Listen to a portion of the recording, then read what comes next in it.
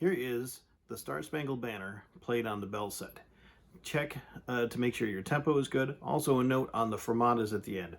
I simply held them notes for 3 full counts as if it was held for full measure, and then picked up on beat 3 going into the next phrase each time on the fermatas at the very end. I also did play the repeat because you probably will do that when you play it with the band.